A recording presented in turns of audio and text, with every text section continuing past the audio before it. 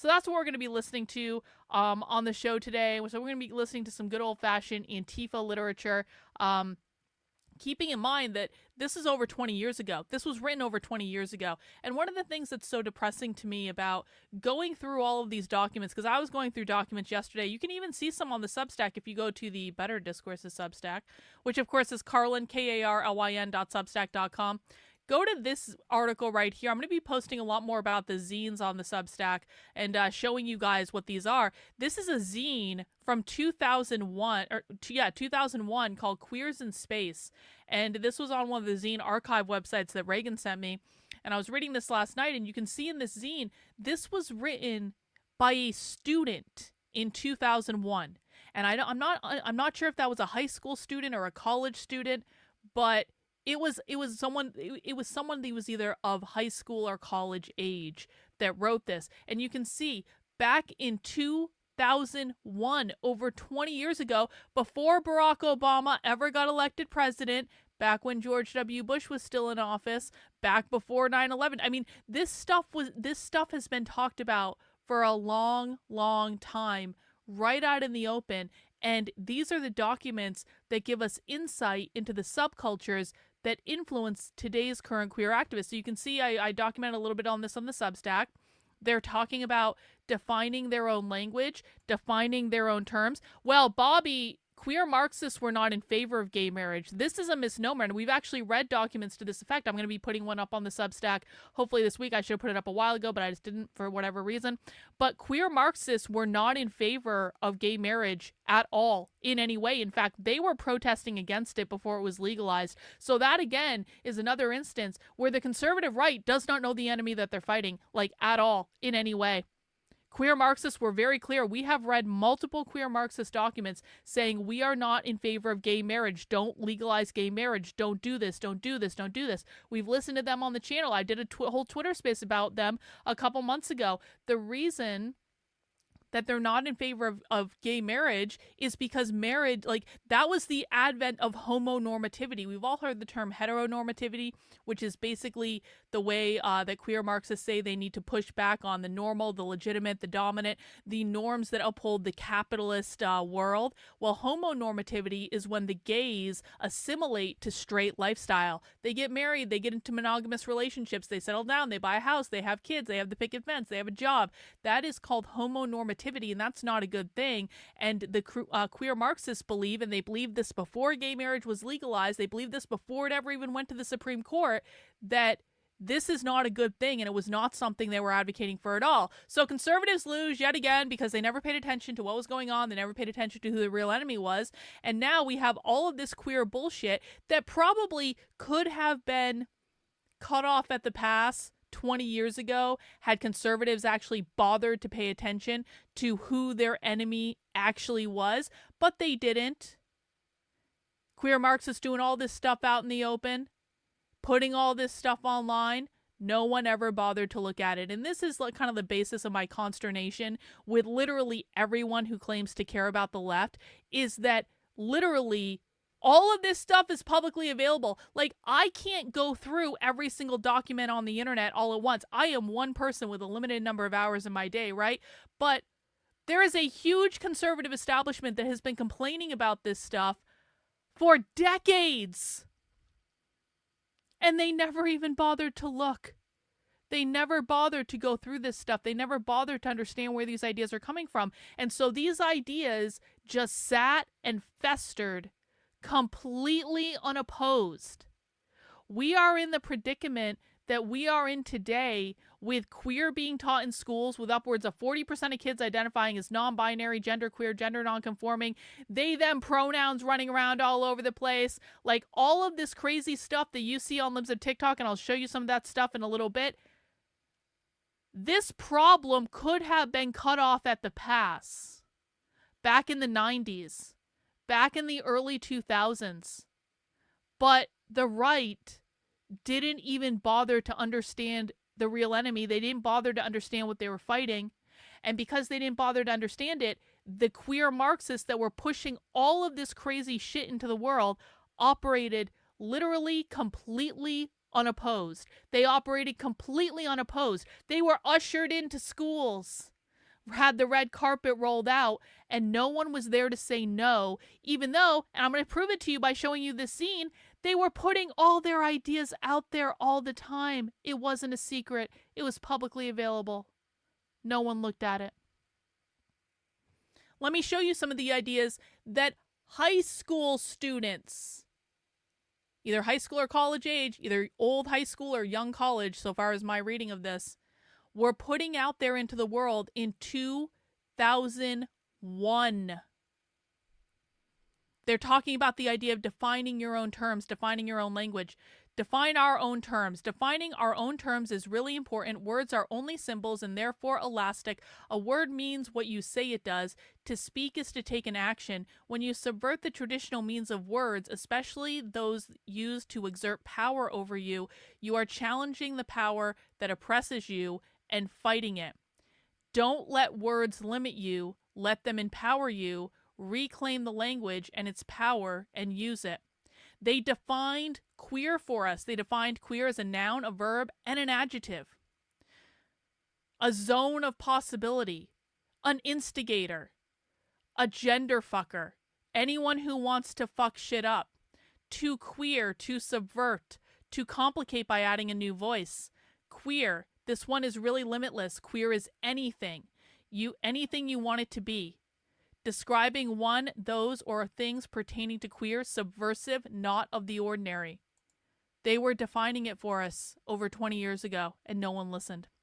Now it's a little not safe for work. No one look. Except that they're saying they're differentiating between sex and gender. Sex is your genitals. Gender, how you relate to your genitals, or a socially constructed idea of expecting, a socially constructed idea and expectation of how you should act. That's the gender binary, guys. They were talking about this 20 years ago. You know, some of you asked me the other day, I think it was on Socialism Saturday, it may have been the stream before, I'm not sure. But some of you were asking me, Carlin, why do socialists and communists always talk about space? Holding space, taking up space, things like that. Hey, let me tell you, because it's in this queer zine. Think of space and every individual place. Hang on, let me just accidentally open that another window. Think of space and every individual place as, at best, a blank page to be written on. Leave your imprint on space. Let your presence be felt, heard, seen. Cause a commotion. Be active. And then it says, wherever you go, there is space and an opportunity to affect it. Never be invisible. Let people see your dissent from the norm. They're talking about space being something that they go into to cause a ruckus, to dissent from the norm. And least you think that you have to be gay or trans to be queer. They actually make it pretty clear that you don't. And I've said this for years, right? Seems like years. I don't know how long I've been saying it. It seems like forever. But being queer is not about being gay or trans. They literally said that in that zine. They have attention all breeders. Breeders are people who are married. Just because you're straight doesn't mean you can't be queer.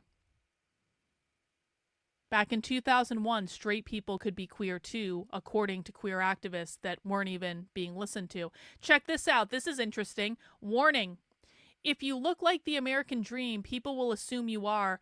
They will give you privileges, but will exact a price. Your silence. The silence erases your own presence, leaving the dominant culture blissfully unaware of your dissent and dissatisfaction. Find some way to vocalize your dissent. Never be complicit.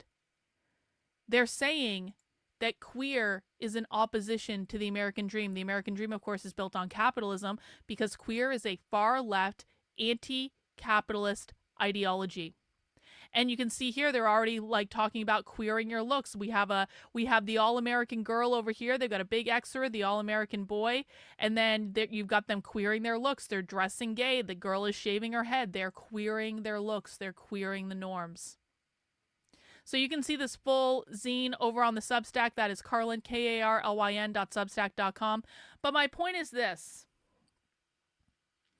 It's depressing for me to go through this stuff and analyze it, but it has to be done, quite frankly, because no one else has actually done it. No one else is looking at these documents and looking at it in any sort of cohesive way. I'm trying to catalog it. I'm trying to make a timeline of it. What I want to see is how, because this is the basis of what gain of function Marxism is, right? Gain of function Marxism is the whole idea that the activists that we're dealing with today on the far left, they're not just influenced by the old school dead philosophers like Mao, Marcuse, Marx, obviously. Like, they're not just influenced by that. And the big mistake that people analyzing the left make is they only read the philosophy of dead people and they think this is the key to the kingdom for decoding what the left is doing. No, it's not. No, it's not. I'm not saying it doesn't have influence. Some retard today said to me on Twitter, Carlin, are you saying that this is not queer Marxist? And I'm like, only a literal retard would think that I'm not saying this is not Marxist. Like, literally, only a literal retard would say that. But this is where conservatives don't fucking think before they speak. And they think that just because you say Marx's dead philosophy is not the most influential thing in the world. In fact, what I'm seeing, at least when I look in queer activists like Abolish the Family Circles, people who are focused on gender ideology, things like that, the most influential thing tends to be the queer and narco-communist subculture that started in the 60s. I've tracked it back to that, but it really started accelerating in the late 80s into the 90s, into the early 2000s. That was the heyday of this stuff being produced, and it's been produced ever since then. They've never stopped producing it. There's so much of this shit, we're never going to be able to go through it all. But my point is this stuff is more influential on today's far left activists than the traditional philosophy by the dead people.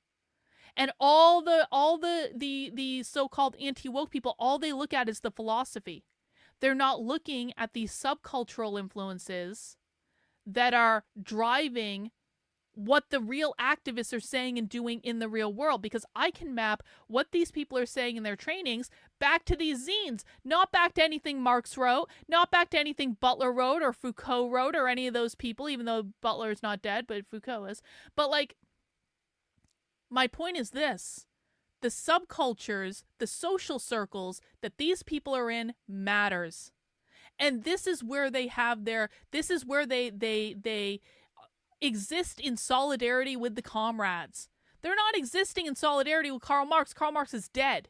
That's not to say they're not reading his books. Who are they existing in solidarity with now? Who are their comrades? Who are their friends? Who are the people they hang out with? What are they reading? What are they talking about? What's exciting to them? It's this stuff. And this stuff has been available for a long time. And it's so depressing to me that I literally don't know of anyone else even looking at this. I don't know of anyone else looking at this.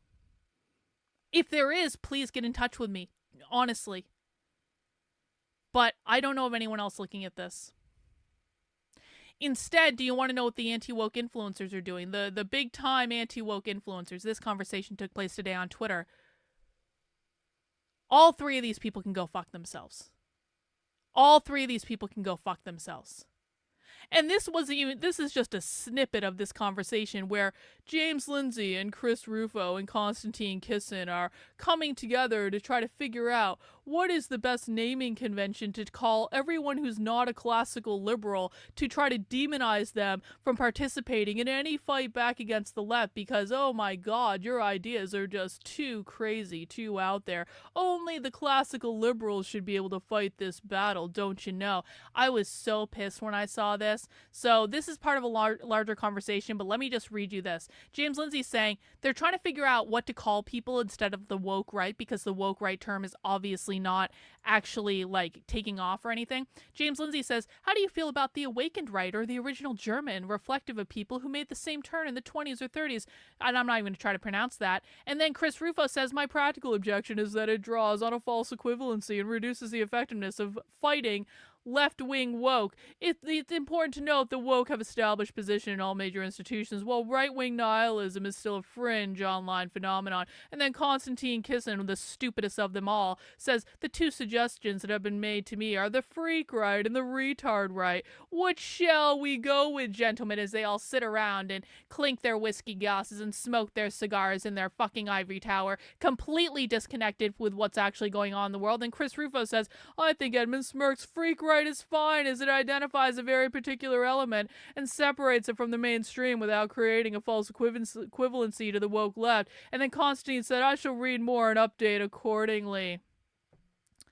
So congratulations, guys. Congratulations. You are all part of the freak right, according to James Lindsay, Chris Rufo, and Konstantin Kisin, because they're the masters and commanders of the fucking universe, and they think they control everyone else and what everyone else is allowed to think and what ideas they are can consider. And in the meantime, not a single one of them knows anything about this shit at all. Not a single one of them has ever looked into this. Not a single one of them is hinged into reality with what's actually going on in the world. Not a single effing one of them. But they are the ones that can tell us what to think and what ideas to consider and where to look. And oh, here are the things that we should do to beat the left, darling. We'll tell you from our ivory tower, where we never actually interact with the real left and we just make shit up on the internet all day. But you have to listen to us because we are the highfalutin kings and queens. Well, in case of Lindsay especially, the highfalutin kings of the so-called anti-woke space, and we decide who's in and who's out, and we decide what ideas can be considered. And it's so frustrating. It's so frustrating. Literally all I want, I would give my kingdom for this, and if anyone has any ideas, please let me know. All I want is to find someone on the internet who creates content on the internet who claims to care about defeating the left, to have an honest conversation about who the left is and what they're doing. That's literally all I want. I want one fucking person. I want one fucking big time content creator to have an actual conversation about this, because none of them are. Glenn Beck's not doing it. Mark Levin's not doing it. Charlie Kirk's not doing it. Benny Johnson's not doing it. Dan Bongino's not doing it. No one on Fox News is doing it. No one at The Blaze is doing it. I mean, even Arun McIntyre, who apparently is going to be against James Lindsay, I don't know. I sent him a message. I doubt I'll hear back from him. Sargon of Akkad, I sent him a message on Lotus Eaters the other day. I doubt I'll hear back from him. Maybe I'll be pleasantly surprised. That'd be really nice. Nick Fuentes isn't going to do it. Because this is just not an area he's interested in. Styx Hexenhammer isn't going to do it. Who the fuck else? Who the fuck else? Chris Rufo obviously isn't going to do it because he's in his ivory tower fighting anti-Semitism in higher education or whatever the fuck. Konstantin Kisin is far too stupid for me to waste any time on. I never have a conversation with him anyway. Who? Name someone. Laura Loomer's never gonna do it. Are you serious? I would never. Gloria, that would be lowering myself to the absolute bottom of the barrel. Shuan Head is not fighting anything. Shuan Head is a fucking grifter that has never had a real job in her life. So who? Who can I reach out to? Who can I talk to? I already reached out to him. We'll see if he responds. I doubt it. I doubt it. Because these people are all the same. They're all the same. So I'm feeling a little depressed. And yeah, well, I don't like Arun McIntyre because I don't actually think he's serious about this, and nothing he's actually ever said and done makes me think he's serious about this. But I sent him a message just to be able to say I did send him a message. When he doesn't respond, I'll let you know. Absolutely not. Tick History doesn't know what the fuck he's talking about. I learned that watching one video of Tick History that was so awful, so unhinged from reality that I will never even acknowledge Tick History's existence. I don't give a fuck how big he is. I don't give a fuck how many audience members he has. His content is garbage. So no, absolutely not. Absolutely not in any way. No. And this is the problem, right? This is the problem. There is literally no one in this space that is serious about this. No one that I can think of in any real way. I strongly doubt that. Why? He's a fucking, doesn't he like play video? Like what does he even do? Like does he even like talk about the left? I doubt it.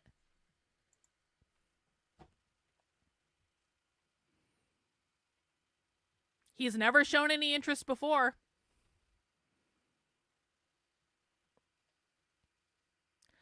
So I'm kind of, oh yeah, let's just cross Benjamin Boyce off the list because we all know that Benjamin Boyce is way more interested in online gossip and bullshit than he is in the real radical revolutionary far left. Helen Pluckrose is a psycho. Peter Boghossian doesn't know what the fuck is going on. Brett and Eric Weinstein, I'm not even gonna bother. Like, honestly. So who? Who? I don't know. And that's the problem. That is the problem. Yeah, I've been sitting here for a good bit of the morning. Oh, no. No. Not in any universe would I ever lower myself to talk to Stu Peters. He is an idiot. I've been sitting here all morning going, like, I just don't even know what to do anymore because it's also impacting the types of things that I can even teach people, guys. It really is. It's impacting the types of things I can teach people because when people are getting spoon-fed bullshit from their influencers all day every day, it makes it impossible to reach new people. It makes it impossible. So